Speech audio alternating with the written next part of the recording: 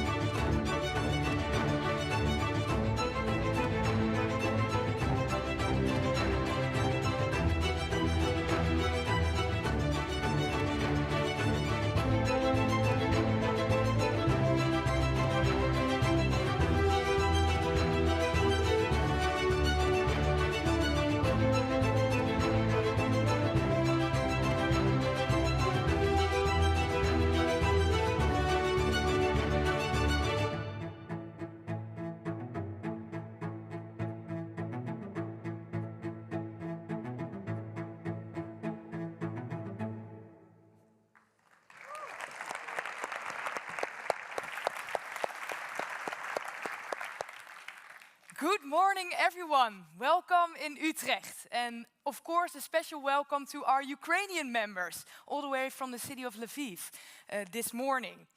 I am Eva Oosters. I'm the Deputy Mayor of Zero Emission Mobility and City Logistics in this beautiful city. And I must say, it has been an honor to be the President of POLIS for the past 2 years. But the absolute cherry on top is, of course, hosting this 2025 POLIS conference here in our city. Over the next 2 days, we'll explore how European cities can lead the way in the much-needed mobility transition. And if you ask me, objectively, there is no better place to start that than here in Utrecht. You might have noticed it on your way to the hotel yesterday or on your way here this morning, but every day there are thousands of people traveling by bike, walking, taking the tram, taking the bus, on their way to work, to friends, family. Movement is really in our DNA. And so, we're really proud that we were awarded the Cycling City of the World again in this month, so that was very nice. Yes, thank you so much, thanks.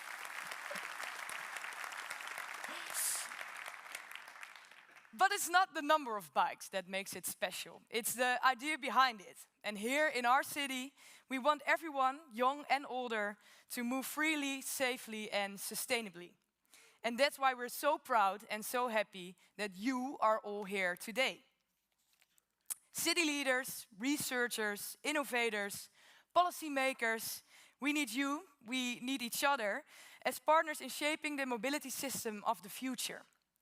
Making bold choices about designing our streets, about who we prioritize and how we involve our citizens.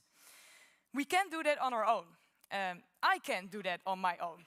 So where is Deputy Mayor Maatoug?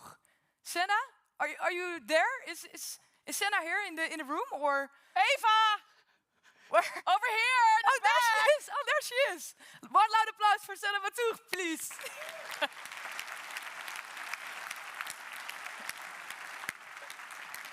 And I'm going to give feedback right away. I thought the applause for the opening of POLIS in Utrecht in 2025 was enough. So, welcome in Utrecht. Let's have an applause for each other.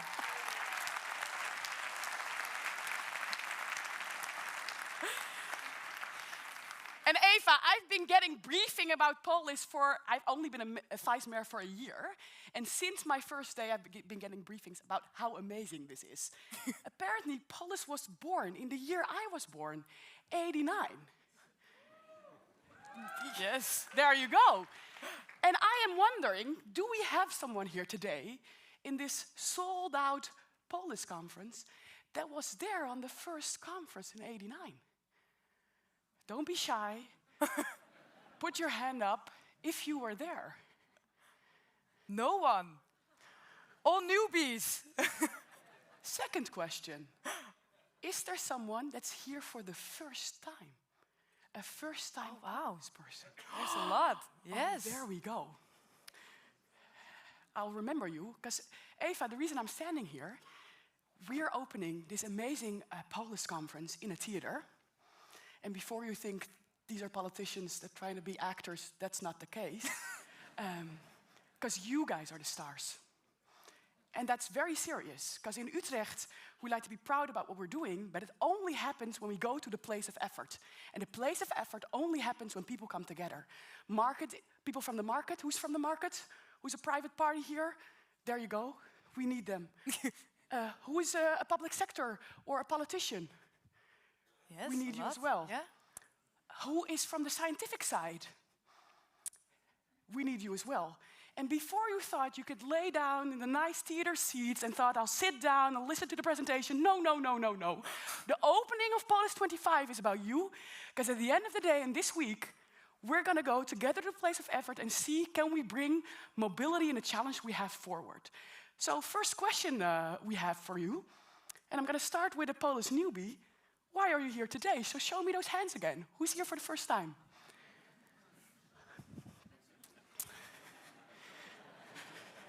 I saw more hands the first time I asked it. Do you want to say your name and why you're here? From Budapest. My name is Barnabás Virág. This is the first time. Learning and formal innovation for transport. Thank you so much. Give an applause for one of our members, please. And there's a word that I've been hearing the last year. It was very new to me. But people say, I'm so proud to be part of the POLIS family. Is there someone that said that word before? Don't be shy. I've heard it a lot. There's someone here. There are more. So tell me, why are you here today and why is it so important to be part of POLIS? We are a member of POLIS, and it's really a family feeling when you meet everyone again once a year or twice a year. And it's easier to talk to other cities and learn from them when you know each other. There you go. So there's a lot of learning from each other's challenges, good examples and bad examples. I think it's time to go to something that will get you in the mood for the coming 2 days. We are going to practice 2 statements with you. Statements that are about the mobility transition. And we're going to do that by raising hands. So if you agree with the statement, you raise your hand. If you disagree, you keep them down. Let's practice one time. Well, the first statement is the funnest part of the POLIS conference is the Wednesday party. Do you agree? Then raise your hand. Yes, okay, don't be shy. And if you disagree, then put it down. Yes, okay, that's nice. I think they're ready, Senna. So we can go to the first statement. And the first statement is? And before you raise your hand, take a second to think. Mobility change and change cannot happen without backlash. Those who think I agree with this statement, please put your hands up. Oh, that's a big size. Big size, but not all. And those who disagree had their hands down. Can we keep the hands up a little bit, please? And apparently, walking is a really good way of mobility. So, as you can hear, based on my panting, my condition is not that good. So it's also a way for me to get in shape in December. So please bear with me. Why do you have your hands up? Why do you agree with the statement? Because it happened in the past and is going to happen in the future. We haven't learned our lessons. And why is it so necessary, according to you? Change, because you cannot progress. No, but the backlash that comes with it. I think that people like to feel comfortable, and doing what you did before is comfortable. Okay. Can I see again the hands of those that agreed, please? I have here some people that say, I don't know. Yeah, you agree? Okay. And behind you? You did not have your hand up. I didn't hear the question. Okay. So the question is, change cannot happen without backlash. No, so my question is, are you agree with the statement or not? Why do you agree? Because it's also radical to cause a change. And not all people like the change because we are comfortable in our current situation. Yeah. I saw also a big size of people that said, I disagree. Because backlash can also be too big and then leads to steps back. Who is the person that says, I disagree with this statement? Okay. You did challenge me with the condition part. Oh. But we do know sitting is the new smoking. Or the city of health. Let me see, there was someone here, yeah? And I was taught never give the mic away, so I'm gonna squish in. Sorry. Very cozy, Senna. No, for me the statement is too black and white. Like, yeah, it can be possible. I think language is also very important there. So you can change a lot of things, but we don't really hear about them because it's all for us, yeah, just normal, logical. So I think there are occasions where it can happen without backlash. I see some nodding. Are there people that agree with that nuanced position? Oh yeah, you have a lot of people in favor of the nuanced position. And the reason we started with this statement, because I think we're, with scarce spaces, with investment lacks, with technological challenges, having an answer to this question is going to be an underlying question in a lot of sessions we're going to have today, and also during the panel. Eva, can you take it back to you so I can catch my breath? I can, Senna, don't worry.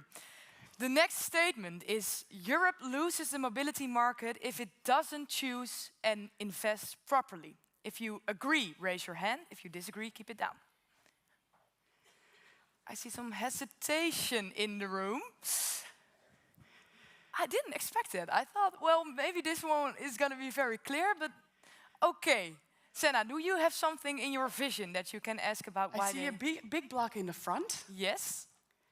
And I'm going to challenge you all, because we said earlier, one of the things we want to do this week is, in discussions, goes to the place of effort. So we love the nuance, but make it sharp. And I saw someone that has their statement ready over here. You agree with the statement? I agree. Yeah. I think that we have to have a market on our own and not to be dependent on China or America or US, and therefore we have to do our best to keep it properly and don't lose for example, the OEMs to other countries. And currently, is this the case or not? I think we're not doing too well at the moment, so we have to head up. Yeah, we can clap yes, for that one. Some agreement on that. Okay. But I saw a lot of people who disagreed with the statement as well. Maybe someone can elaborate on that. Don't be scared. All at the same time. Is there someone who says, okay, wait a second, yes, we might agree, but I have another stance? There you go. And the big question is, how do I get there? And maybe it's also symbolic for the question we're asking in terms of substance. This is a big, big experiment, what I'm gonna do, because we have trust in each other. I'm gonna give the mic, and you're gonna give it to your neighbor, and to your neighbor, and the lovely gentleman over there is gonna give a statement and then give the mic back, because collaboration is key, and we're not gonna see where the trust brings us somewhere. This is cooperation, this is POLIS, yes.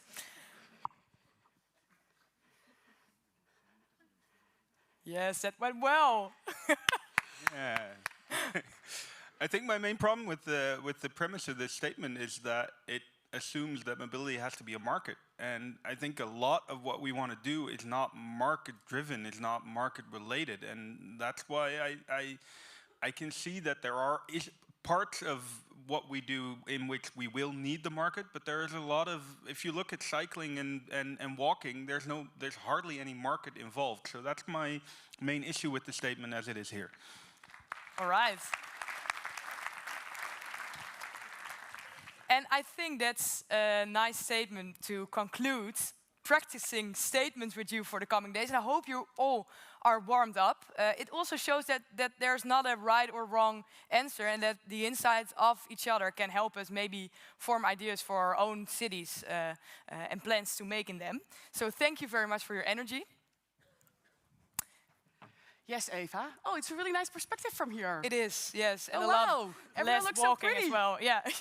And you're less panting, but you also have a better conditions. He's also the vice mayor of sports. So there you go.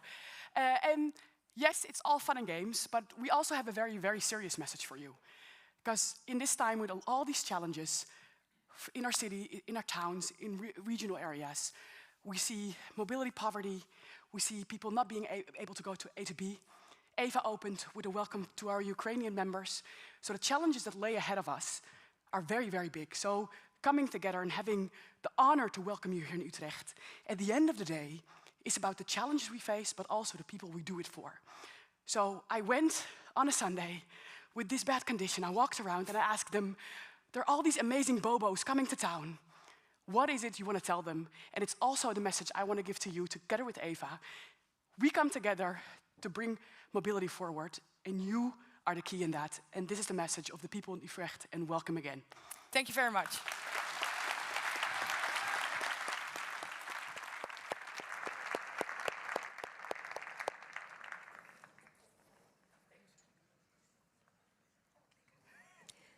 There is a video.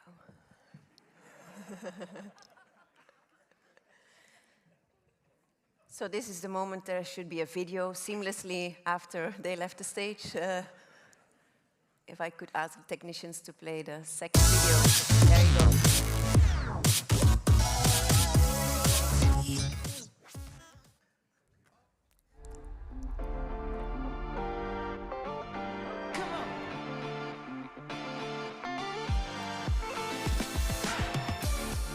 Hey, welkom in Utrecht. Onze prachtige stad groeit. We zijn hier met steeds meer mensen, maar evenveel ruimte. Dat betekent minder vaak de auto en vooral gebruiken waar je het echt voor nodig hebt. En daarom zetten we in op lopen, fietsen en het openbaar vervoer. Op die manier houden we Utrecht voor ons allemaal bereikbaar. Wat vind je belangrijk aan bereikbaarheid? Laagdrempelige bereikbaarheid. Dus eigenlijk goed OV, goede busverbindingen en zoveel mogelijk groen. Dus veel op de fiets, veel met de bus, elektrische bussen. Ik denk dat dat heel belangrijk is, ook voor de toekomst. En wat moeten we echt niet doen? Bredere straten en meer parkeerplekken. Het eerste aan waar ik denk is nachtbussen en ook 's nachts uiteindelijk thuis geraken. Ik weet niet hoe dat hier werkt, maar in sommige steden kan je tot maar 11 uur terug naar huis. En ja, ik denk dat het wel belangrijk is. For us, that in South Africa it's not so safe for us. So coming here to Holland, we have felt that it's more safe for us and that we can walk around freely. We always, in South Africa, we're always scared to go outside. And also, if you like look at our housing and stuff like that, we have bars on our windows and stuff like that. But here in Holland, everybody's walking freely. Everybody has such beautiful gardens and they can just walk wherever and don't have to worry so much. Over 50 jaar, mensen kan niet zo ver in de toekomst kijken. Misschien dat we allemaal ons eigen mobiele vliegtuigje, weet ik wat, allemaal hebben. Ik denk dat alle auto's wel elektrisch zijn en dat er vast zeker zelfrijdende auto's zijn. Ik denk dan wel dat heel veel mensen nou heel lui zijn. Ik denk dat de normale fietsen, vast zeker dat nog wel een paar, hopelijk, er nog zijn. Maar ik denk dat wel de meeste dan al naar elektrische fietsen zijn toegegaan. Vooral voor de mensen die minder valide zijn, daar zou ik aandacht aan besteden. Want ik zie nog wel heel veel obstakels voor mensen die minder valide zijn. Bijvoorbeeld in Brussel, wanneer dat de tram passeert, kan het soms een pieperig geluid doen aan de ijzer op ijzer. En ja, ik weet niet hoe dat je dat kan stoppen. Maar dat is wel iets dat ik ergernis aan heb in sommige straten. Het lawaai dat het ook veroorzaakt. Alle aanduidingen met bordjes vind ik heel belangrijk. Dat ze heel duidelijk zijn. Ja, als ik een dag de baas zou zijn nu, dan zou ik zeggen dat de fatbikers weg moeten gaan. Just to live as people, like honestly just to live as people. People shouldn't be scared of other people and people should be nice, and I think that Holland is a safe place for kids to walk around, women to walk around, so I think that's great. Doeg!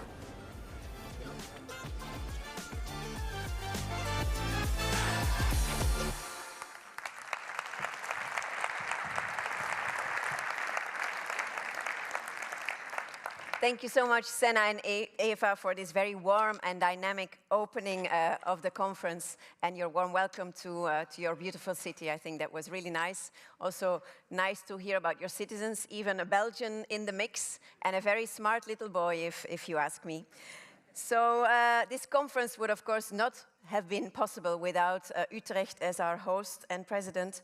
But of course, our sponsors are also instrumental in making this event a success, and you can see our premium partners listed here on the slide. But we also have many more exhibitors, so make sure to pay a visit to the exhibition area as well during the breaks. And another POLIS conference also means another issue of our in-house magazine, Cities in Motion. So a big shout out to Alessia and the entire communications team at POLIS for preparing yet another amazing compilation of articles, yes? Showing the state of the art of mobility innovation. And this issue is exploring how cities can curate a mobility menu that works for everybody and where health, sustainability and equity are not the side dishes, but the main course. So you can be sure that this magazine is going to boost your appetite, and make sure to grab your copy on the POLIS website. A bit more now about the plenary theme of this session, happy if healthy mobility as a mood. So during this session, we're going to explore more how the intricate connections between health and urban mobility are important. We will examine how sustainable transport systems, active travel modes, and equitable urban design can improve physical and mental well-being, reduce pollution-related health risks, and enhance the overall quality of life in our cities and regions. And we have an excellent keynote speaker for that as well. Our keynote speaker is Sam Johnson. He's a sustainable transport specialist at the World Bank and also a visiting researcher at the Technical University of Eindhoven at the moment. And he has worked in transport infrastructure planning, design, construction, maintenance and financing for the World Bank with many national governments over the 8 past years. And Sam is urging those governments to rethink priorities. His upcoming publication is making a bold case. Invest at least 10% of the road budget in livable streets by 2035. Sam, the floor is yours.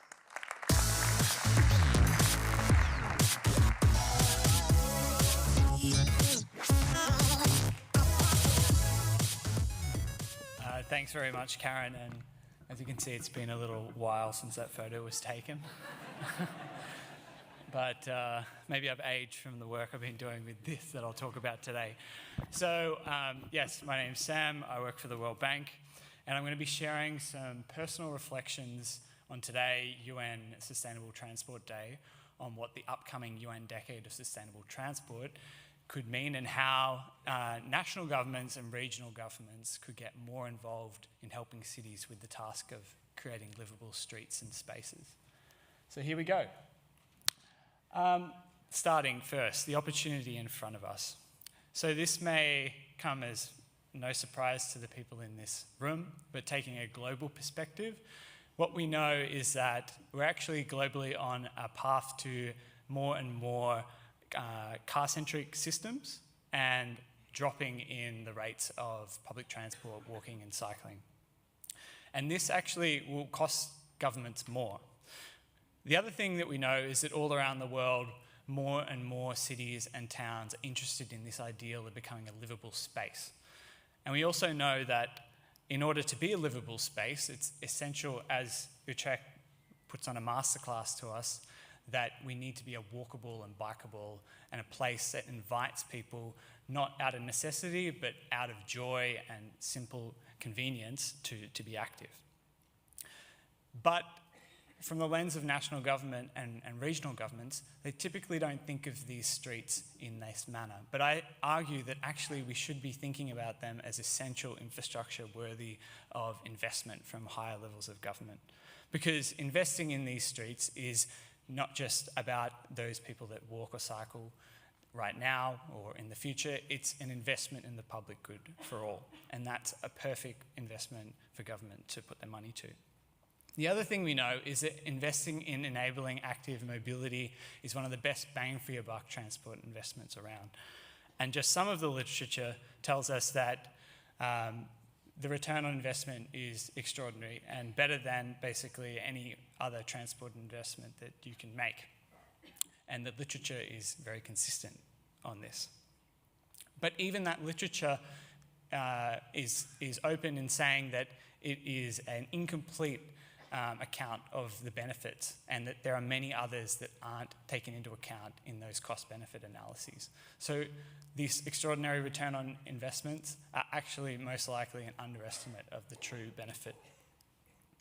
The other thing, of course, and that is what the rest of the panel will talk about today, is that it's fantastic for health. And what you see on screen is just a summary of the many good associations for physical and mental health that we have for more active mobility. Okay, so it's a great thing for the economy, it's a great thing for health, it's a great thing for a multitude of other reasons. But the reality is, especially at the national and regional government level, we don't invest in it very much. So let's talk about that gap. It's not because there's a lack of money, and as this forecast of business as usual expenditure from the ITF says, a lot of money will be spent on that relatively car-centric infrastructure in the next 30 years. And it's being done with public budgets. But the reality is not much of it actually goes to investments that we might think of as livable streets. For example, in Europe, most central governments spend less than €10 per person. In the US, it's even half of that at the state level and 1 or 2% of the federal transport budget. And then in my home country of Australia, forgiving apologies for the accent, we perform even worse. Currently the central government invests €0.50 per person. Not something to be proud of, but something that can grow. So it's only natural that a lot of governments at the local level and at the regional level, when they do have plans, they struggle to invest in them. So, what could this UN decade mean for doing something about that? Now, this UN decade is a new initiative of the UN, which is meant to focus on a whole broad suite of things that can be good for sustainable transport. It's meant to coordinate and highlight those and continually have national and regional governments following up and sharing with each other on how they can do better. And I argue that investing in livable streets should be one of the priority agendas of that UN decade. And if this doesn't happen, then it will be, as it has been in the past, getting relatively limited funding. So what could we do in this decade? It's totally feasible that all UN member states could be nations of livable streets. But in order for that to happen, the value add of livable streets, I think, needs to be made not just on the local level, but really highlighting that this is an agenda of national significance and something worthy of national development prioritisation. And hence the framing around livability, that it's not just about being active excuse me, and local trips, but it's about creating a stronger economy, a stronger, healthy workforce and society. So what kind of vision could we present that is easily digestible and seems feasible to give it an adrenaline shot? And this is where I introduced this concept that we use this decade as a period for governments to go from their relatively low levels of spending to incrementally upscale that. And the 10% is not a prescriptive number. What's important is to increasingly year on year increase the amount of money made available from national government and regional governments to invest. But 10% is also something that brings into highlight the fact that maybe it doesn't make sense to continue to spend 90% of road budgets on non-livable or more car-oriented streets. So this vision is not about utopia, it's about being reasoned and measured and incremental. It recognises that there's a lot of lock-in with capital and maintenance of car-centric infrastructure, but incrementally year on year, we can make improvements in directing some of that money to the investments that we in this room are quite keen to see happen. And normally, this could be something like a 1% year-on-year increase. And modelling that, picking on my home country again, if they were to adopt at the federal government level their existing program, which currently funds 14 million euro a year, and applying this, it could mean that incrementally year by year, we reach 3 billion investment over the 10-year period. So could this be done? It's a bold idea. Well, actually, we have some examples, for example, in Ireland, where they set an even more ambitious target, which was 20% of transport budget capital expenditure, basically overnight. And as a result of that decision, they increased their investment in livable streets by 700% in just a 5-year period. So this comes to the question of, we want to spend more money. How do we spend more money? What's the mechanism to do so? And I am suggesting that national governments, regional governments who come up with dedicated investment programs to co-fund cities and public entities under their jurisdiction. And every year, perhaps symbolically on UN Sustainable Transport Day, they could do a call for proposals and incrementally increase that call for proposals year on year. And it's important to not just go from 0 to 100 politically, but logistically and for many other reasons. So what would these programs fund? It's pretty stock standard stuff, but it's about building a pipeline and building some path dependency that livable streets is something that will continue beyond the UN decade. So this means investing in strategies and plans, the design, documentation, and then in construction and capacity building. What would this look like in practice?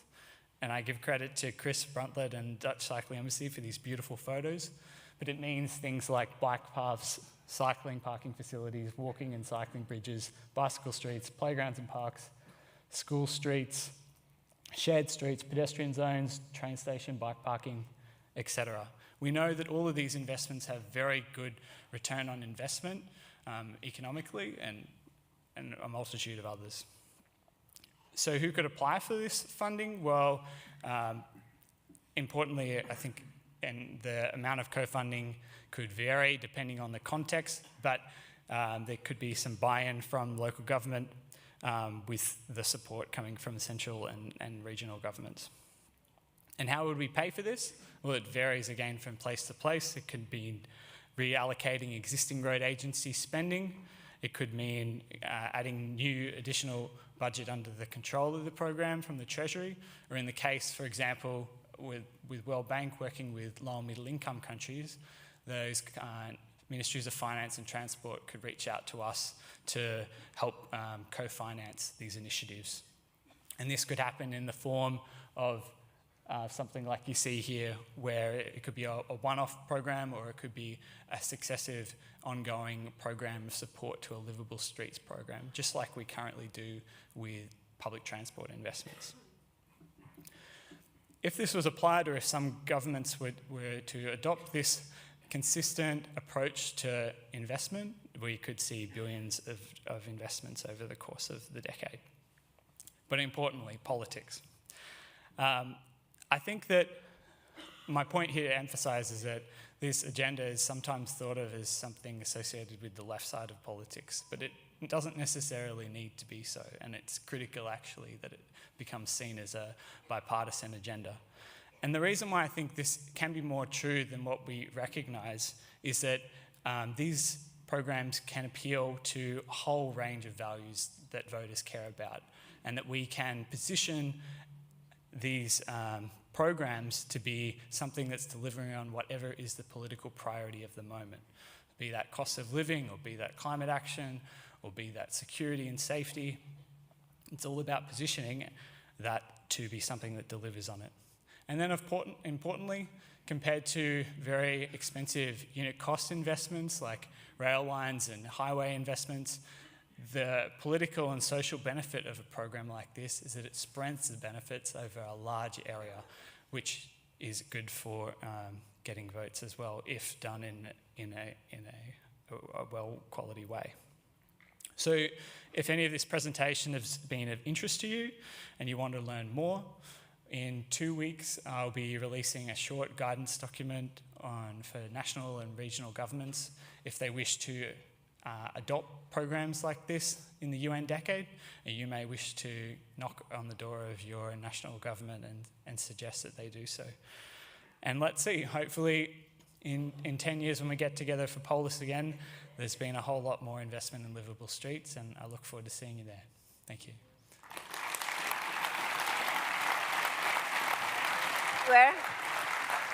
Don't go anywhere just yet.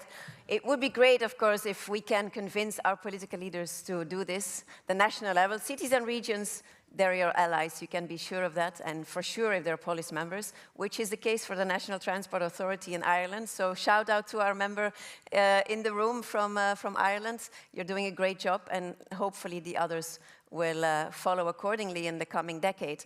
This is a session, as you know, about health. So for once, we're not giving Belgian chocolates to the speakers. But we have another gift, hot off the press, and you just saw two dynamic female leaders in action for this opening. And there's also a book that just came out, Women Changing Cities, Global Stories of Urban Transformation. The authors are in the room as well, the Brundtlets. And we are giving this to you, Sam. Thank you so much for being with us, for making the case. We're all convinced, and let's make sure this happens. It is not crazy, it can be done. Thank you. Thank you. Thank you.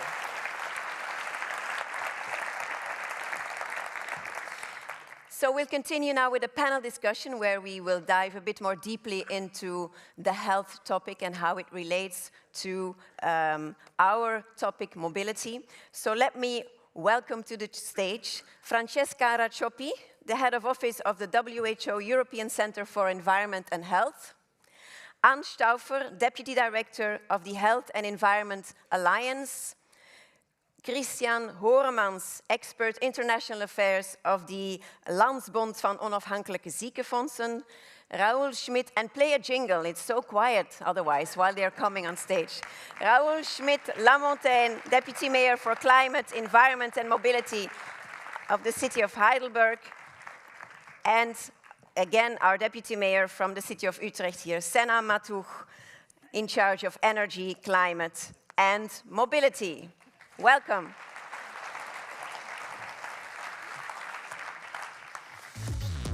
I decided to sit here so that I have to walk far when I have to go back to the lectern and get my daily steps as well, like Senna has already done, walking up and down earlier, and also because then I can better see you. I don't want to turn my back to that side of the audience. It wouldn't be very polite, I think. So let's maybe start with setting the scene a little bit in terms of the topic we are discussing here today. We want to be happy, we want to be healthy.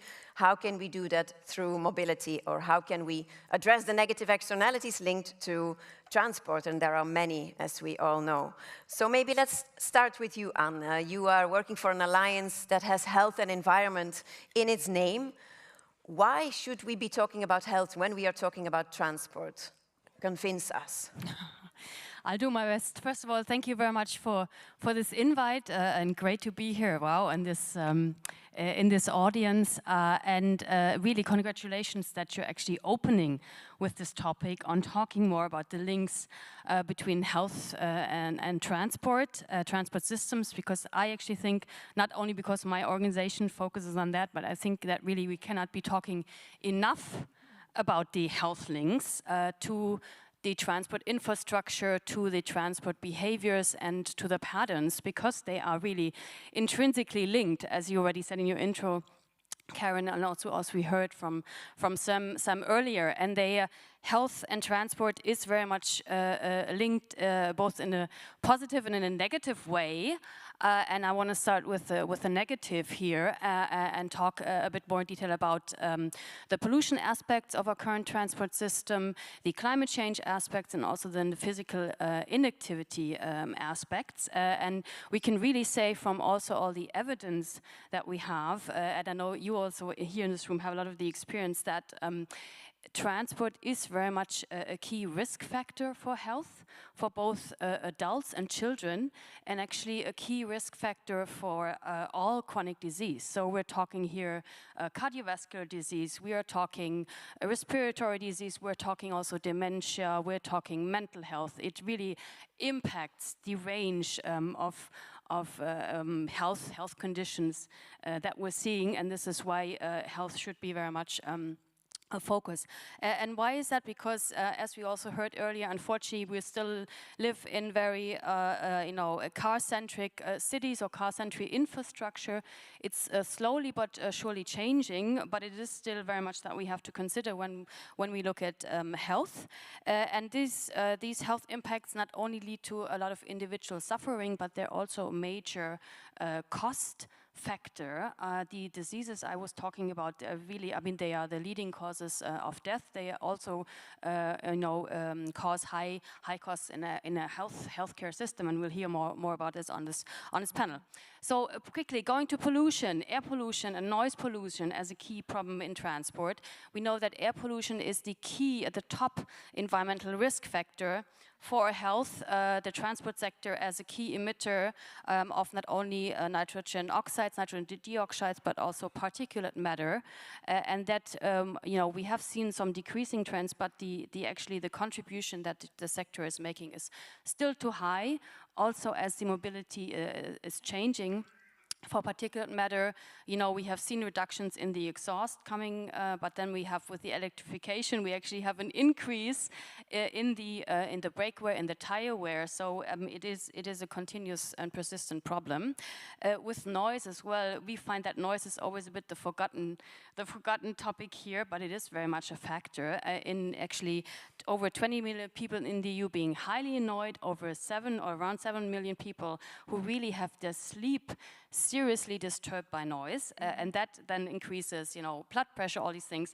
Climate change as well, transport sector is a key climate emitter, but also with urban heat island, and then physical activity, the car-centric, contributes to physical activity. We'll come back to that. And actually, if we turn this around, by taking a health-focused approach, we can actually create lots of win-win, and I think we need this in this age of disinformation and also increased polarization. Definitely, and I feel we could have filled the whole session by just a long list of health impacts when it comes to transport, especially the bad side, but we'll be talking about the good side as well, of course. And Senna, let me turn to you and turn this context into something concrete, because one of the key principles of your policy here in Utrecht is healthy urban living. Can you maybe tell us a bit more about what that really is and how it drives your work? Yes, and there's a risk, because if we start talking about this, we could talk about it for hours, so I'll try to keep it short. But it's basically the last sentences that you spoke, because at the core of everything is living, and is healthy living. So one of the key insights we had in Utrecht is that we have colleagues that work on health, we have colleagues that work on mobility, we have colleagues that work on energy, we have colleagues that work on the public space. But at the end of the day, as humans, we live in communities, we live in spaces. So the spaces in the public space, where we're seeing a huge redistribution in the last 5 decades, we saw a huge shift. If you look at, especially Utrecht as a historic city, we gave away a lot of public space to the car. Mm-hmm. In that same period, we had a huge incline of inhabitants. And one of the things that we did, pushed by our own inhabitants in the 70s, is they said, we need more space for living. And that is one of the reasons that in the growth that we've been seeing as a smaller city growing increasingly, as you saw in the opening videos, that we said, but if we want to do this right, we need to take back some of those spaces. And one of the things that we found out is that if you put healthy living and living at the center, what do you need for public space to be a place to go to live in, to raise up your kids, to learn how to bike, to have a conversation with the neighbors. Those are things that happen in the street in front of your house, whether you live in an apartment or in an individual house. And one of the things we keep on seeing, and we're learning, it's one of the reasons we had the statement about backlash, is if you move the conversation from, I'm going to take your car away, to how do you want your public space to look like? How do you want to share the space? And that's one of our key mobility principles is the 10-minute principle. So everything must be possible within the 10 minutes of your house. So you have to do the grocery shopping, you can bring your kids to school, you can have shared spaces. And I love the keynote speech where, because I get to do that every week or every so weeks. You go to a project and it's neighbors that say, can we have a place for our kids to play in? Okay, if it means we have to take away some of the parking spots, we'll take it, because there's a scarcity in spaces. And we've seen across the Netherlands, a shout out to Groningen, for example. Philip, one of my big examples as a colleague, is very good in shifting that conversation. Mm-hmm. And when you ask people, how do you want to use your space to live? You get very different answers than if you ask, do you want to have the car in front of your house? Mm-hmm. No, absolutely, and it definitely links into what Anne was saying as well, in terms of the narrative and the context we're in right now, populism, polarization. It's about framing the message. It's also about coming with evidence, and I think Sam already made a very strong case in terms of showing why we should invest and why it's not crazy to invest. But we also have the odd one out in the panel, a person that maybe we usually don't see at POLIS conferences, and it's someone from the health insurance sector, Christian. So we've heard already some figures, some evidence, but you as a health insurance representative, your organization is also investing in research related to transport and health. Why are you doing it? What are the reasons behind this decision? That's a question we get a lot. I'm always the weird kid on the block in these kind of panels. It was also the title of an article that The Guardian wrote a couple of years ago about us, why a Belgian insurer studies the impact of air pollution. In Belgium, as a health insurance fund, we are, let's say, on one side, executing the healthcare insurance for our members. We represent 2.3 million persons, so we reimburse healthcare and pay working capacity benefits. But we also take part in the policy making, and we also monitor the way that the taxpayers' money are spent in healthcare. So in that we have a role to play, and since 2019 we say that climate change and environmental pollution is one of the 7 big challenges of health policy and the healthcare system in Belgium. And it still is the case today. So within our organization, we created a task force. We have lawyers, we have doctors, pharmacists, health economists. And so we've been working on different topics like endocrine disrupting chemicals, air pollution. Last year we organized a conference, Healthy City, Healthy People. So we tried to add some data and arguments in a debate. Just to give you maybe one number, because it's important to say, for example, air pollution is an important topic on which we work, has a big impact on our physical and mental health. Sometimes we forget the mental health. But it has a huge impact on public budgets.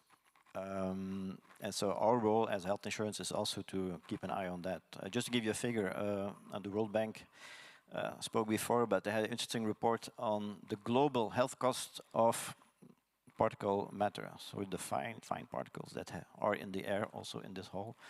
That's a global cost yearly of 8.1 trillion. So I have to look it up. Trillion, how many zeros is that? Yes.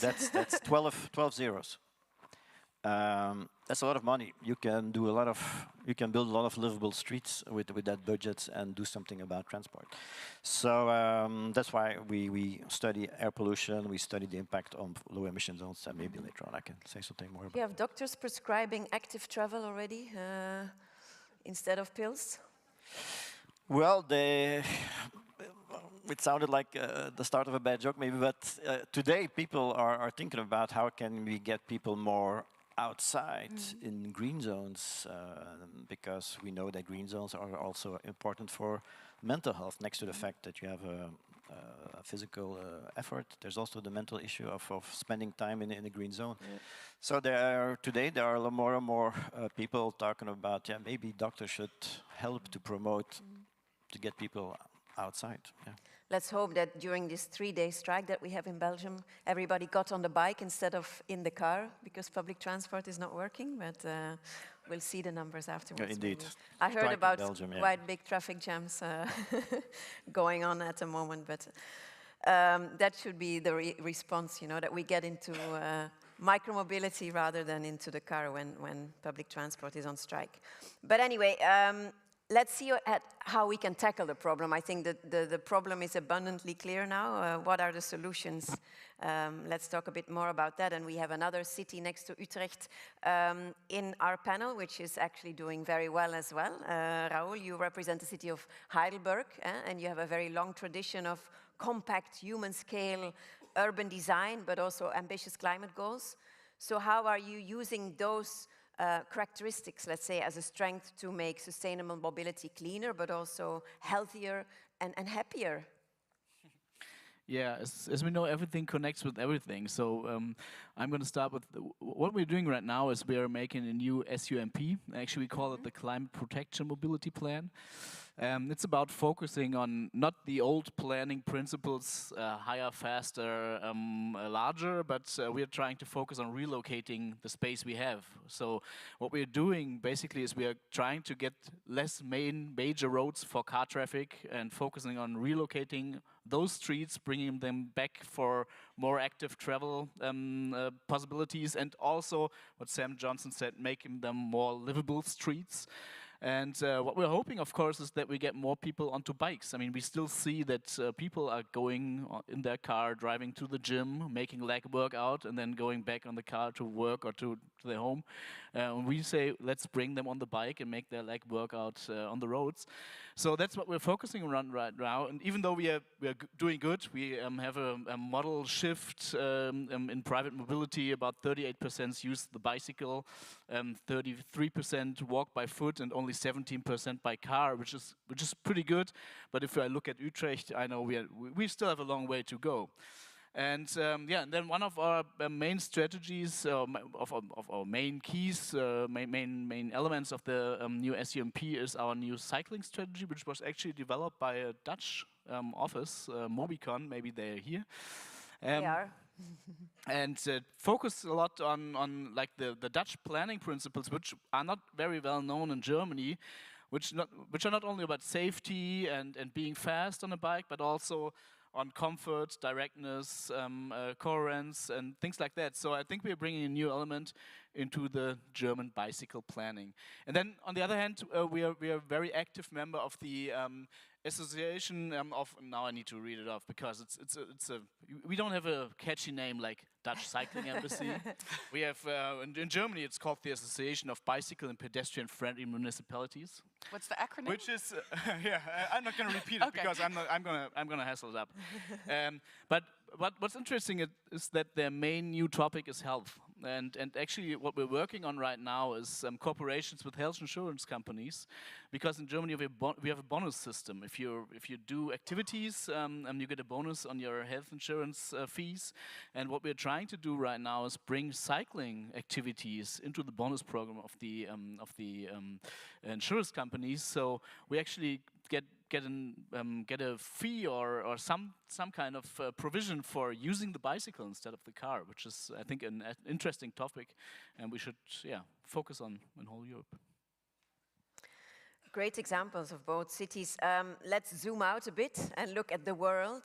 Francesca, you represent the World Health Organization, and you have for a long time been highlighting the co-benefits of sustainable mobility in terms of health and of course also the benefit of cleaner air for active lifestyles. So how can we better integrate these health metrics into our transport policies and urban planning decisions? You have a number of tools. Can you share a bit more about that? Yes, thank you, Karen. And you will let me say how happy I am to be again with the POLIS family. Sanna, you were asking if anyone has already been at the POLIS conferences. I proudly say I'm one of those. I think I can call myself a veteran. So this is a kind of family for us, because as a World Health Organization, of course, we look at the risks, and thank you for reminding us.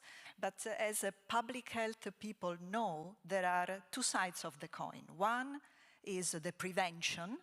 You want to prevent something bad to happen to people. But the other is the promotion. You want something good happening to people, right? So this has been, I think, the first and most important reframing that we did together with the colleagues and with the scientists. So I'm very indebted to all of those who helped us changing the narrative. You have no idea how many times I met people from ministries of transport who were telling me, Francesca, no, these gloomy things, we are not responsible for everything. It is not our fault. We need to make space for all these cars. And it has been very important for us to be able to change the narrative and to say there is something positive here. We are not enemies. We can work for the same objective. And we were lucky because evidence has helped us to build new tools. Now, can I ask in this room, how many of you are public health people working in cities? Raise your hand. A few. How many of you are working in transport and land use planning, urban planning? Yeah, it seems to be a little bit more of that. Well, good news for you. Working with scientists, we have developed the tools that help you speaking the same language. And the language is money. So, right? We understand that. It is an important thing, right? Yeah. When you are in a city, what is it that you value? You do cost-benefit analysis of your project, and you say, we will save so much money by traveling 20 seconds less from A to B, 1 minute less from A to B, right? This is how much of the cost-benefit analysis is done. Have you ever factored then how much you are saving economically if you say, if I take so many people walking and cycling for so many days or so many kilometers, what does it mean in health terms? Well, we have the answer for that because science helps us to do that.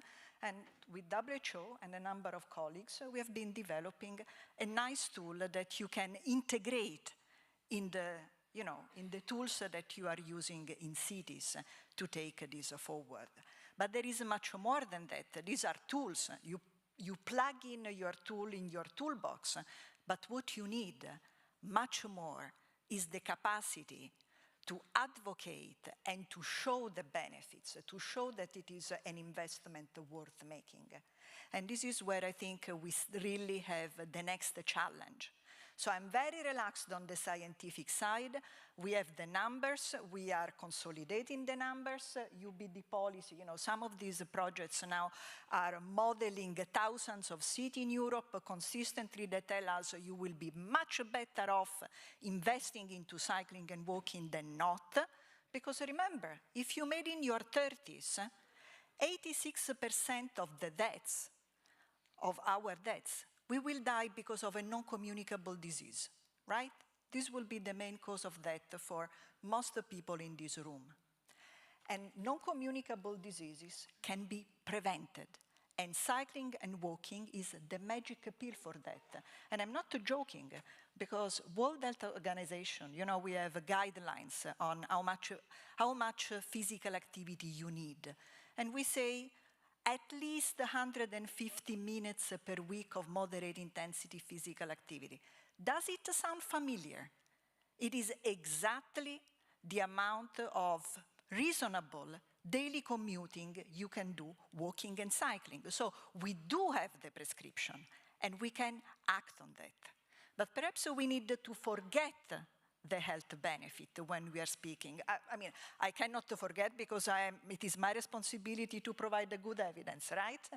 But because I know that now this exists, I can work, and I agree very much with Sam, we need to develop the full menu of arguments so that the policymakers can use to pursue this regardless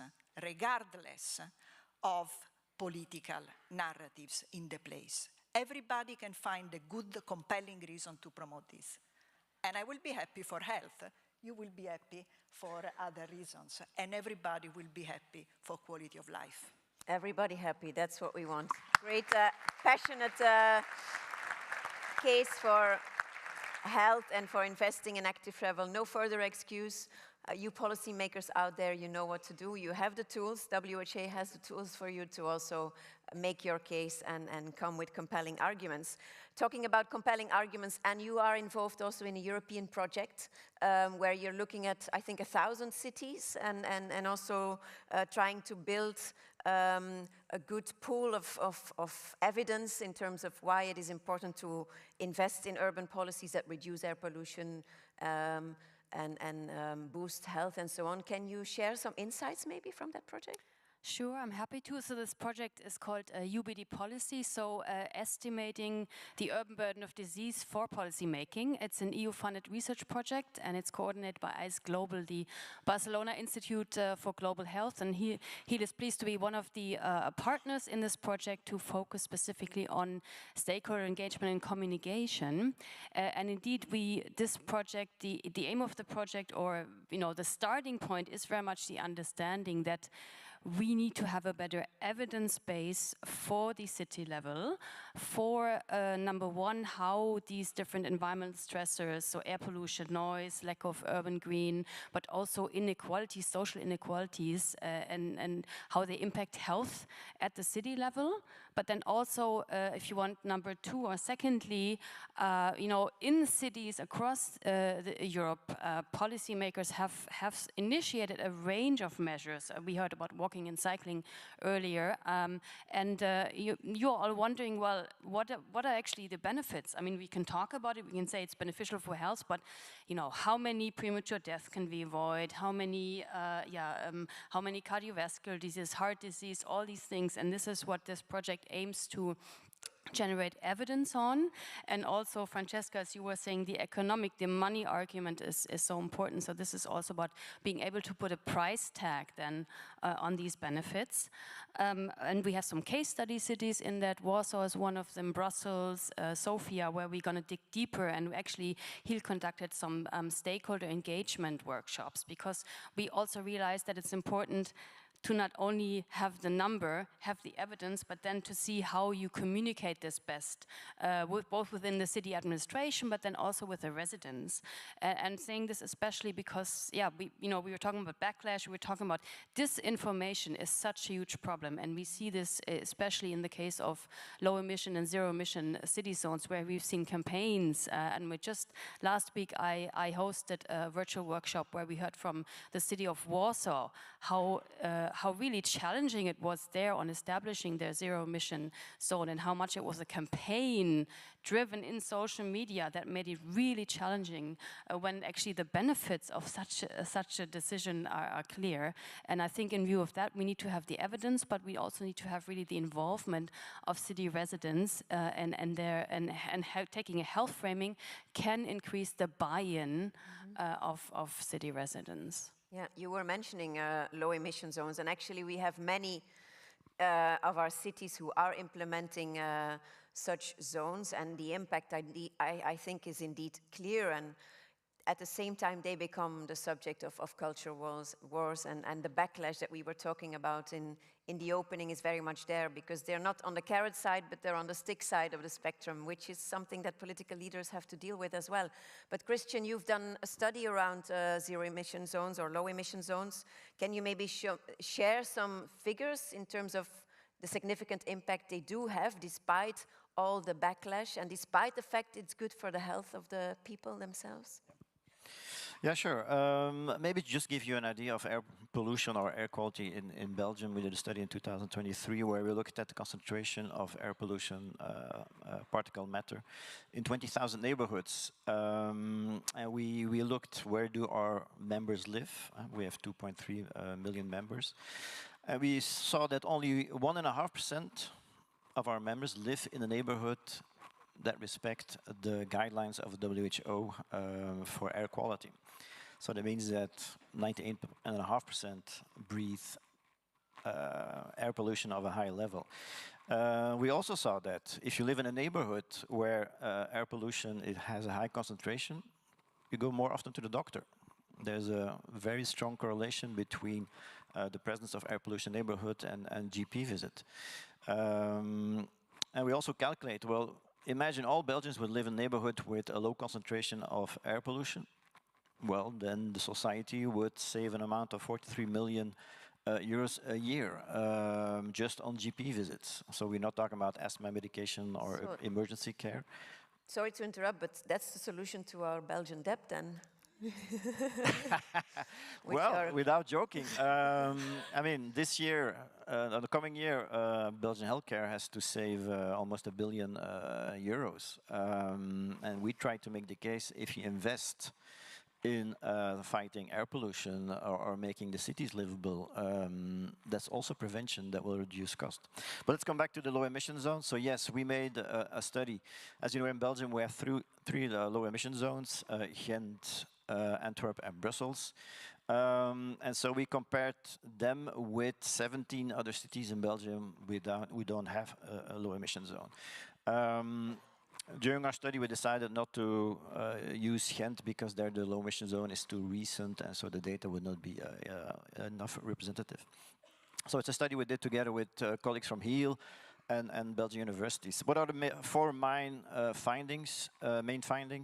First of all, air quality improves much faster in cities with a low emission zone. For example, for nitrogen dioxide, there was a reduction in Antwerp with 30% and in Brussels with 37% in just a couple of years, which is huge. Second of all, we also saw that there's a spillover effect. That means that up to 5 kilometers outside the low emission zone, people also will breathe better air. So it's also interesting to know. Third finding was that the people, and that's more for Brussels, the people who are benefiting the most from low emission zones are the most deprived neighborhoods. And that's interesting to see that because the more deprived neighborhoods in Brussels, for example, they're in the city center, where air quality is worse, while the parts of Brussels outside the Brussels capital region are the richer neighborhoods, let's say. So the bad air is really in the center. And so thanks to the low emission zone, for everybody the air will improve, but we see that for the deprived areas within the city, it goes faster, it goes steeper, so they profit more from the low emission zone. And that's important because often it's used as an argument by politicians to stop or block low emission zones by saying, well, we have to think of the poor citizens of our city who can't afford a new car. and often it's those kind of arguments that are used to then, in Brussels, for example, there was a whole discussion about that. So we try to say, well, listen, it's that audience that you're talking about that is actually going to profit most from low emission zone. And then a fourth finding, maybe that's also interesting, is the fact that, as you all know, air pollution contributes to a certain number of health problems, one of them being diabetes. So we saw that in Antwerp and Brussels, there is a reduction of the use of anti-diabetic medication. So that's also an interesting finding that needs to be researched even more, but it shows that low emission zone is an effective policy tool to reduce air pollution and to make the cities more livable. I hope that this is also giving our cities more courage to stick to their guns and continue with this very impactful measure. And actually you have it here in Utrecht as well. And Senna, you have an environmental zone, you have a zero emission zone, and you're going to further extend it. So have you seen the positive impacts already, first? And second, how do you avoid backlash? We saw how important the citizens are for you and how you engage with them. Before I answer that question, I want to go back to something Francesca said, because she gave us an assignment. And I think you were also emancipating all the urban planners in the room, but maybe us as politicians as well.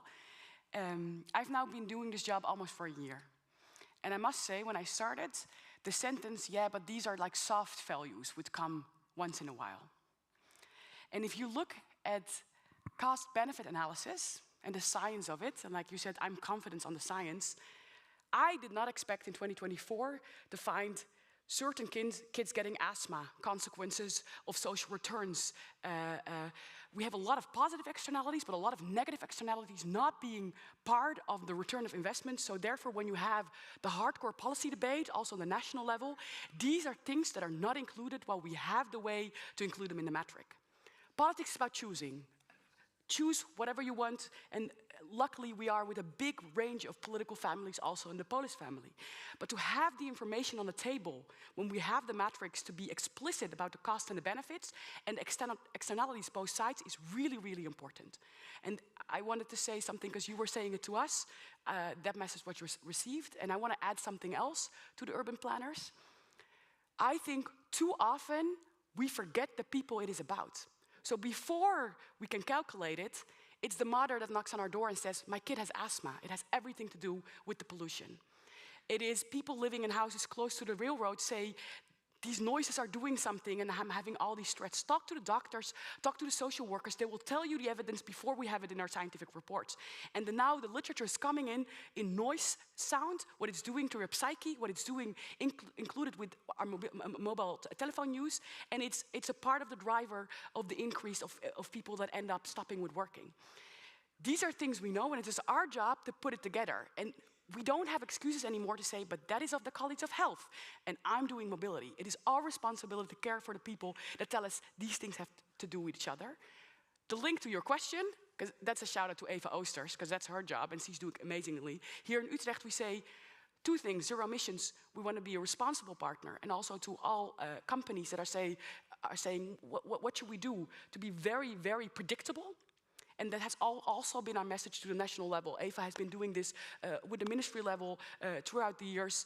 Please, please be predictable, because we want to do it for our citizens. We talked about the pollutions, we talked about the benefits. We're very, very proud about the policy, and we're moving forwards and showing the courage.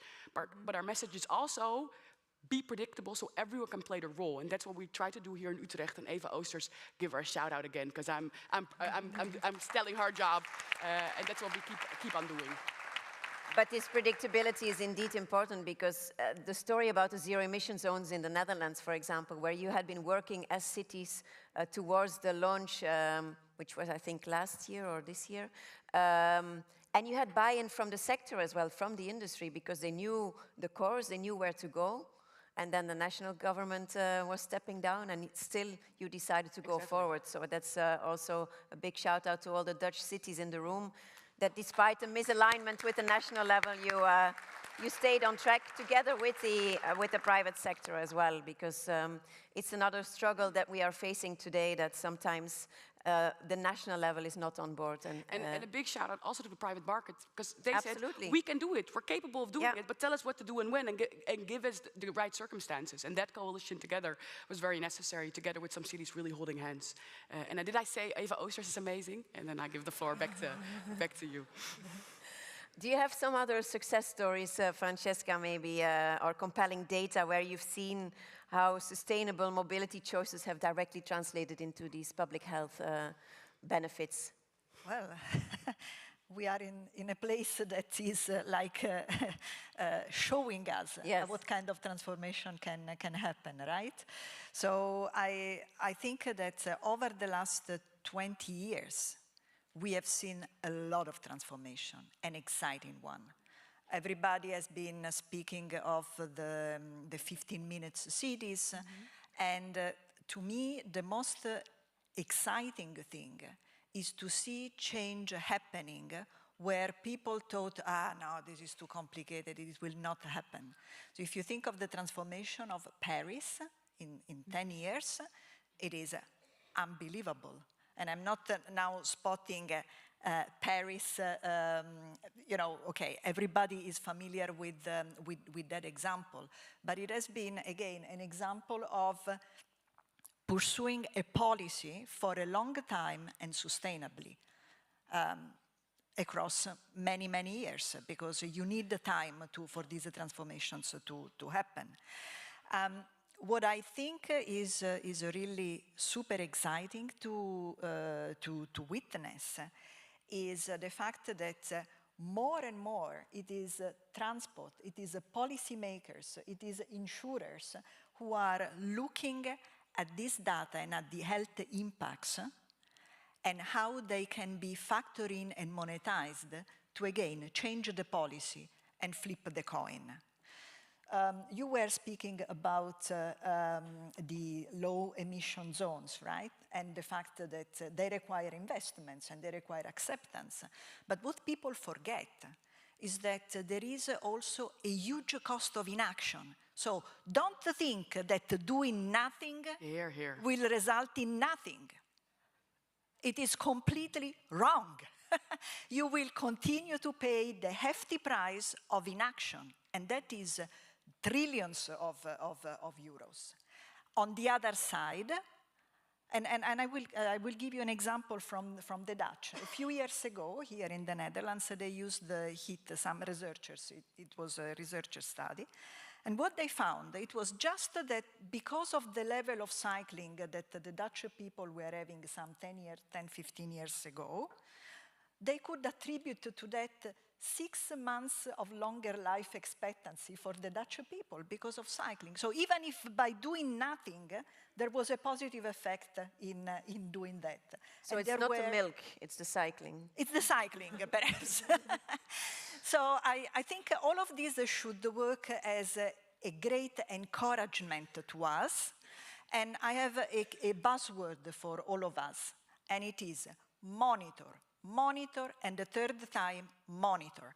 Because unless we are able to measure, we will not be able to see, and we also will not be able to demonstrate the benefits of what we are doing, nor if we need to correct things. So my appeal to all of you is let's make sure that in a few years we will be able to have a comparable, good, harmonized data on cycling and walking, because it is still too many countries that have good statistics on that. And for too many countries, it is still left to local authorities. So this is one of the places where strong governance, strong alignment between international bodies like Eurostat, OECD, ITF, UNECE, national governments and local authorities can deliver and help us showing the changes. Great. You mentioned living longer. We also need to think about the future. You mentioned children with asthma. Yeah. So the children are our future, and we heard this very smart boy at the beginning saying all the right things. I was really impressed with that. And Raoul, actually, what you are doing in Heidelberg is very child-oriented. So already, I think, 2006, so quite a while ago, you drew up a kind of checklist for all traffic decisions that are being made by the city based on guidelines for child traffic planning made by the kids themselves. So can you tell us a bit more about that and how that works? Sure, yeah, I can tell you more about it. But let me start off a little different, because it's not the only thing we did. What we did as well is we hired, actually we contracted an independent safety auditor to walk through the whole city, all quarters, and identify all the not so safe spots, especially for kids. And he gave us over 3,000 spots where he said there's infrastructural problems for kids in traffic, especially along school roads, roads where the kids go to school. And we're working on getting rid of those deficits as well. We made about 1,000, and I mean Heidelberg is not a big city. It has about 160,000 inhabitants, less than half of Utrecht, and we found 3,000 spots where we have to work. We did about thousands. We have still a long road to go, but what's very interesting is we also put them on an interactive map, so you can always look as a parent or whatever, what's the issues, where do they work on, what's done, what has to be done. And then we are spending lots of budget onto educational, traffic education for kids. One of my favorite programs, for example, is the school Radlers. Radeln means cycling. So what we do is we mentor bigger kids in the schools to take smaller kids on the bike to the school every morning and back in the afternoon. And actually that's working pretty well. But still we have a problem with all those drop-off zones, kids, parents dropping off kids in front of schools, and all the car traffic. So we're working on that as well. And then we have the planning principles, which are which used to be like a checklist, but actually it's more like integrated into the planning process by now. And what the key focus is having the perspective of the kids in the focus when you plan. And for example, the eye level of kids is a lot lower than the ones of adult persons. They have an eye level of about between 80 centimeters, 1 meter if they're in the elementary school, which means they can't look above car hoods. They end up safe in the streets if they step up behind cars. So what we're trying to do is just the basic things you see everywhere in the world, but we try to really do it all in the city, like having those bulb outs where kids can step up front and having a look. And yeah, that's what we try to do, at least when we plan new roads. But of course we have a lot to do in the existing road system, and but always the focus on having the kids' perspective while planning. No, that sounds really good and a very good point to start. I also see my own kids. I have 2 boys, 17 and 19. They get a lot of freedom by just using their bike for everywhere they need to go and need to be. You just won the #1 cycling spot in the Copenhagen Ice Index again, Senna, so congratulations for that again. Is that really our silver bullet? Is that the #1 health boost that our cities need, but also our citizens and our kids need? What have you done to deserve this spot? I think it's the work of many, and it's the work of decades. There's a name I think I really should mention, because a year ago I started and followed up Lot van Hooijdonk. Yes. She was the deputy mayor here for 10 years, and she continued working on the shoulders of people that started this movement in the 70s. So it's not something that you do like this. So it's ingrained in a lot of work within the municipality. It requires a creativity, but it also requires to keep on going. And I'm going to repeat the word Francisca, monitor, monitor, monitor, because it has to work. And we kept on learning, we kept on improving, and it then becomes a way of living. And I was very proud. I've only been here for a year, but to look, there were so many shoulders to work of people the last couple of decades. And our local broadcaster did a TV montage asking people, and also maybe looking around for some negativity. And a lot of people were like, I just love it. I use the bike. It's a way of living. It's the way people live. It's not a political statement. We're not making it a culture class. At the end of the day, it is how do we move and how do we use space? And that's a very, very complex thing. And with growing cities, at the end of the day, we only have so many square meters. How are we going to use it? And then we go back to the start of this conversation. We want to have healthy living, because at the end of the day, it's not about going from A to B, but it's about being happy people doing the things that are really important in life. And it's a fashion statement too. You have very pretty bikes sometimes, including my own bike. I bought a new one and it's a very beautiful bike, so that's also important. Of course, we are talking about transport. This room is filled with transport people. We brought in some other sectors, and it's all about stepping out of our silos as well, right? If we want to bring these different fields together and use arguments for selling our sustainable mobility story. And you also, in your own DNA, have two sectors coming together. Do you have some good examples of such intersectoral cooperation that we can take as a lead or as an inspiration? Definitely, I think that's also part of the beauty of working together in Europe, is that we have so much good practice that we can draw on and we can find inspiration from. I mean, there's the WHO Healthy Cities Network that has been actually going on for several decades now. There are civil society networks like the Clean Cities campaign. There are lots and lots of things going on, but I think that's a continuous need to actually overcome these silos. And I wanted to mention in closing a tangible opportunity, and that is actually the opportunity and the requirement of new EU clean air standards by 2030 as part of the recently adopted revised ambient air quality directive. And why is that actually an opportunity for us to overcome silos and work together? Well, because in the health sector, clean air is really, really a topic. We have seen in the process so far that, I mean, there's a record number of health organizations, you name it, doctors, health insurers, patients active on that. And we are ready to work with you at the city level on making sure these standards, these more health protective standards actually will apply, and making sure that there are no delays.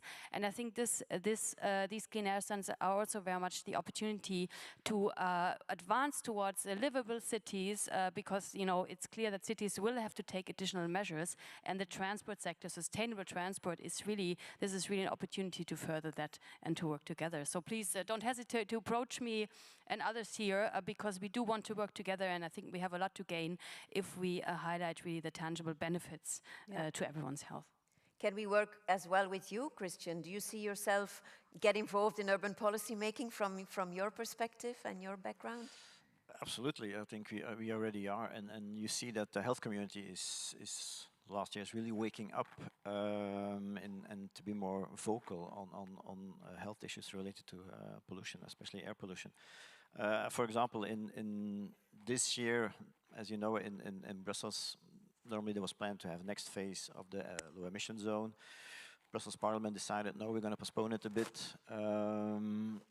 So, for example, there are several actors, the mutuals, but also civil society movements got together, published open letters to say, don't do that, it's bad for the health of the average person in Brussels. It happened anyway, but then civil society went to the Constitutional Court. Constitutional Court decided, for the moment, to suspend the Brussels law, saying that people in Brussels have a right to health. And the arguments used by Brussels Parliament to postpone the next phase of low emission zone are not the good ones. And so probably at the end of the year, this Brussels law will be cancelled, which means that the next phase of low emission zone in Brussels will be for the 1st January of 2026. But there you saw that a lot of actors, health actors, but also civil society actors got together to mobilize and to build pressure. And when we talk about working together, I think as a mutual in the healthcare sector, health and all policies is something that we try to promote. It's often used in fancy slides or by openings of conferences by the minister. But it's tough to apply it in the real world. So when we go knock on the doors and we tell people at the ministries, like, you should talk to your colleague about this, they are thinking about the same problem, and then we're the ones giving the names of the other ministry, like, here's the phone number, maybe you should give them a call. So there's still a big challenge in putting the right persons together. They're still working in silos. But if you think about making cities more livable, we talk about transport. For example, Brussels, a better connection between the outskirts and the intercity. It's happening. There's a lot of things happening in the Brussels region. Active mobility, we talked about that as well. as a mutual, we love that people would walk and cycle more. So that's something we promote. You need the green zones. And we all know the principle 330, 300. You should see 3 trees from your window. You should have a tree cover of 30%, and you should live 300 meters from a green zone. Then it is a plus for your health. There's a social component in all this. As we've seen, I was in a workshop on transport poverty. Very interesting and impressive initiatives that are taking in several cities. But that's a social policy that you have to integrate in mobility or other issue. And finally, climate change. And the efforts you make in reducing air pollution in cities will also contribute to the objectives of climate change. Let's not forget, our cities are getting hotter and hotter. Temperatures are rising. We need green zones to keep temperature down. And we all know that rising temperature makes the effect of air pollution even worse for our health. Yep. So, health and our policies, please help promote that principle. You are actually, Raoul, the incarnation of a multi-sectoral approach, because as a deputy mayor, you have climate, you have environment, and you have mobility. All the wonderful topics with no backlash whatsoever when you try to push through a policy. How do you survive, first of all? But also, how do you bring the different sectors together, knowing that I think you're also a mission city, right? You're a part of the Climate Neutral Cities mission, where you need to bring all these different sectors together, too. Yeah, of course, there's a huge backlash, but actually, it's kind of fun about it. I mean, the backlash. What would be the task if there wouldn't be a backlash? It would be easy. Who wants to have an easy job? You like a challenge, right? No, seriously. But I think that was one of the main reasons why the department was even founded. I'm the first deputy mayor for that department, was the idea of the city council to bring mobility and climate protection closer to each other. It used to be in different departments, and what may be interesting to say, most European cities, the mayors are more like the representatives, the one who make the policies, but not the head of the administration. That's different in Germany. In Germany, the deputy mayors are the chief of the administration as well. So my department has about 800 employees, 890 employees. And 4 offices. One of the offices is the Office of Climate Protection and Environment. The other one is Mobility. Then there's some other things in there as well. And of course, we're looking closer onto the question: how does mobility actually affect climate protection? That's why we are one of the mission cities, and we all know that it's the hardest task to get climate neutrality in mobility, because there's a lot of individual choices of the people every day, and it's not easier to decarbonize the heating system, decarbonize electric supply. But mobility is really a hard task, and but that's interesting. And what we're doing actually is we are investing a lot of money and also a lot of resources, of staff resources, into providing better transport system, public transport system. We are working on building a new tram line into the university campus, which doesn't really have a good tram connection. 40,000 students, about as many as employees, and they all have to use the bike or use the car. So we need a good connection with that. We built new bridges for cycling, and of course we can't do that alone. It maybe is important to mention. I think it's a very smart idea. The state of Baden-Württemberg, who's a policy member as well as a region. Yes. They made a really smart decision. What they said is they give us funding for infrastructural invest, and they give us higher funding if the infrastructural invest has actually a good effect on climate protection. So when we build a new bridge for bicycles and we can prove that we get a model shift with that bridge, then we get a higher funding than if we just build a bridge for something else, which is pretty smart, I think. And so they make like they try to make an incentive with what they fund and what they don't fund. It's another example also of how cooperation between the city and the region is really important, and that's what we're also doing within our POLIS family. Just to wrap up and come back to you as a conclusion, Francesca, how can the work of the PEP help to accelerate this integration that we need, that is incorporated in the portfolio of Raoul. Yeah, thank you, Karen. And perhaps if you never heard about the PEP, which is very possible, the PEP stands for Transport, Health and Environment Pan-European Program. Long name, short acronym, but this takes us back, and it is nice because we are coming into a circle, right, Karen, to what Sam was telling us in his keynote lecture about the UN Sustainable Mobility Decade, which is ahead of us, because this is part of this UN multilateralism at the regional level. And it is a partnership that is supported by the WHO and the UNECE that brings together 3 sectors: health, transport, and environment on an equal footing at the national level. So it has been around now for a couple of decades, surprisingly long for something that is not legally mandated. It is not a convention, it is a soft policy platform. But it has been instrumental at placing the sustainable mobility agenda, and particularly the focus on cycling and walking, on national agendas. So, Anne, you were alluding before to the work of the European Union in this space, through the strength of the common transport policy, through the strength of the European transport network, the European directives on clean air. The PEP has a bigger geographical scope because it embraces 56 countries. So it also includes the eastern part of the region, and it has helped to make high-level political commitments and giving a mandate to member states and tools to move to do practical things. For example, in 2021 at the Vienna, at the last high-level gathering that was organized, they released the European Master Plan on cycling. And last year it was the European Master Plan on walking. So you have a menu and you have a very nice tool to facilitate this intersectoral integration that remains a big challenge.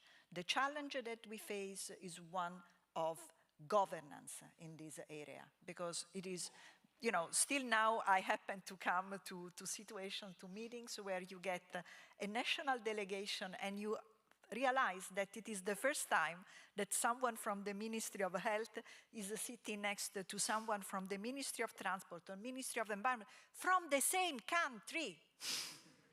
Wow! Sounds familiar?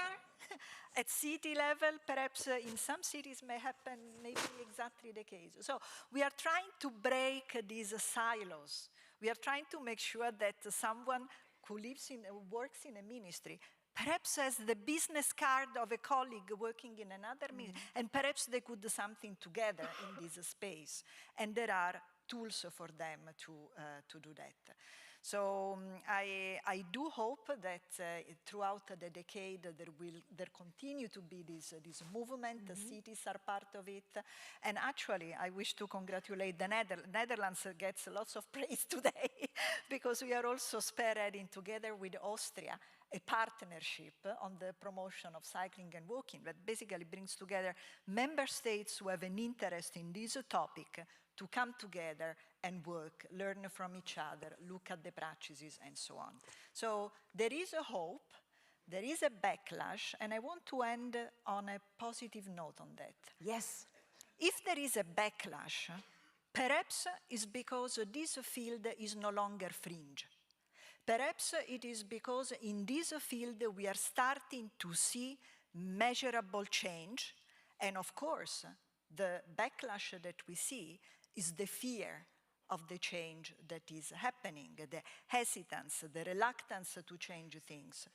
But I do hope that once we will learn how to deal with this also form of, it's a new form of pollution, right? This information in a way, we will be able to reflect on where have we been wrong on the way to create a space for this to build up, and how can we redress this? How can we look back at our narratives and at the end of the day be able to continue pursuing something that is good for our health, our environment, our economy, and our daily life.